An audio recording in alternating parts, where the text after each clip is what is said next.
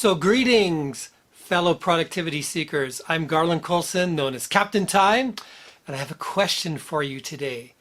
Is your screen time causing you to fail? When I talk about screen time, I mean all the different kinds of screen time you can have. That includes your television, your computer, your tablets, and of course, your smartphones. So all of those different kinds of screen time we can have now. Now, screen time's not new. Screen time's been around a long time. It's been ruining productivity since the days of I Love Lucy. People have often come home, flipped on the TV, put their feet up, and that's their evening. Their evening is done. So it's been a long time that television has become kind of the default way of entertaining us. But now it's gotten much worse. It's gotten insidious because now we don't just have those screens at home when we go home. Now we've got computer screens in front of us all day while we work with all their various distractions.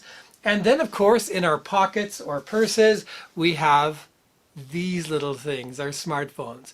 And they contain the entire wealth of the internet on them. People can watch entire movies on them. You can text, you can connect people around the world. So it's this continual, always connection. And it's become like a drug that's always in your pocket or in your purse that you can't get away from, that it's always there. And because it's also your phone where you have to communicate with people and your way of keeping in touch, it's very insidious. It just doesn't seem like a drug, but somehow it is.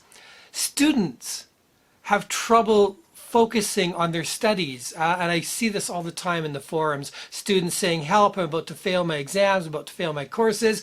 I can't seem to put down my smartphone. It's that insidious, and I try to help them, but it's an incredibly difficult addiction to overcome.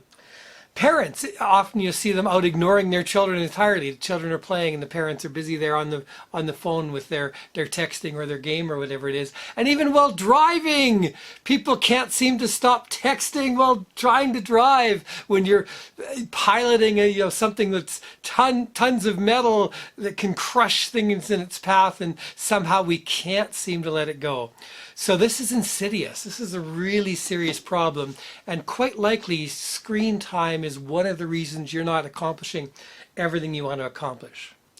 Now, there are some solutions. So one of the first solutions is to set up a positive, productive thing that's going to happen before you're allowed any screen time. Maybe set up a positive trigger first. So like many of us, during COVID, I found that my screen time started to climb because it's obvious. It's just, we can't go out, we can't meet our friends, we can't go to the gym, we can't do the things we'd normally do. So screen time starts creeping up significantly. So one of the things I did to nip it in the bud was to set up a trigger. So when I stop working for the day, what I do is I set it up so that I'm going to do something first before I'm allowed any screen time. So this is before any screen time, I have to do this first. So one is I decided that I wanted to be able to do 20 minutes of meditative exercise. So meditative exercise for me, so my reason for meditative exercise is, first off, it does give me movement. It does allow me to move things. Gives me some exercise, but also it centers me, and I can't just sit there meditating and go, and I'm sure people will say I just haven't had the right teacher yet, but somehow I just can't seem to sit still long enough to do that.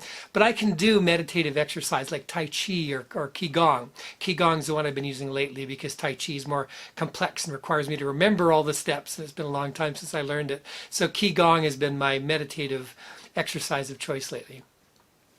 Number two, that I have to do every day before screen time is I have to do 30 minutes of creativity.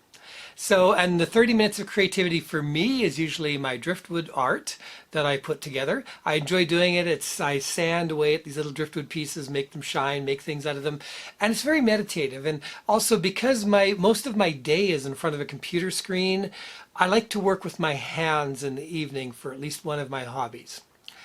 So I set these two up. I did put them in a habit tracker. I used the Loop habit tracker.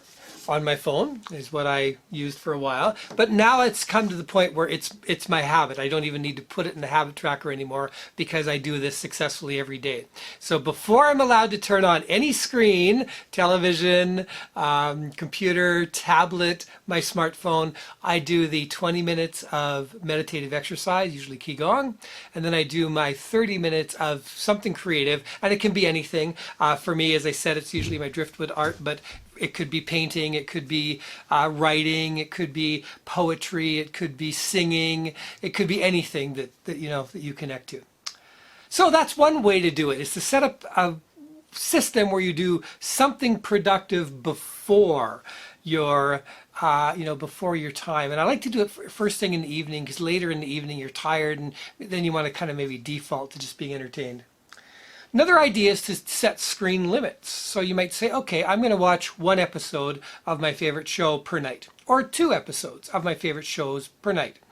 Without commercials, if you're watching especially something like Netflix or Amazon Prime, where you're going to be watching without commercials and not interrupted, it doesn't take that long. Usually it's an hour and a half for a couple of episodes that used to be 2 hours in the past, so there is that time savings there. Alternatively, you can say between 8 and 10 every night is when I allow my screen time, and just do it during those periods. And some of you are saying, but Garland, I'm going to have texts all evening and they're not going to be answered. If your people texting you are your friends, they will understand that you can take an hour in the evening to be productive, to do something else. They're going to understand that you may not live on your phone. I know everybody seems to live on their phone or live on Facebook right now, but by taking that time aside and taking some productive time for yourself, it will work much better. You can set a timer. You can say, I'm going to do 1 hour of screen time or 2 hours of screen time. Set a timer. You can use your phone for that, or use a kitchen timer that you just turn and say that's going to be done. And or having that set time where, okay, between 6:30 and 8, I'm going to do productive things. At 8 o'clock is when I'm going to just sit and veg in front of the TV. Think of how many books haven't been written, how many musical instruments haven't been mastered. Think of how many projects have not been done because somehow we let screen time be our default and we let it take over everything we do. All of this creativity is in us. So it's just important that we take control once again of our time, and we do have enough time for this. We may think we don't, but we do have enough time to carve out even 30 minutes to 1 hour for a fun hobby in the evening, or something productive you like to do, or taking care of your body like exercise. I'm Garland Coulson, Captain Time. Please hit the like and subscribe button. That encourages me to continue creating videos like these.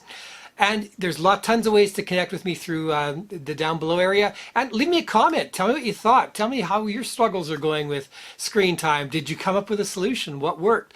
And we'd be happy to chat further about it. Thanks for listening.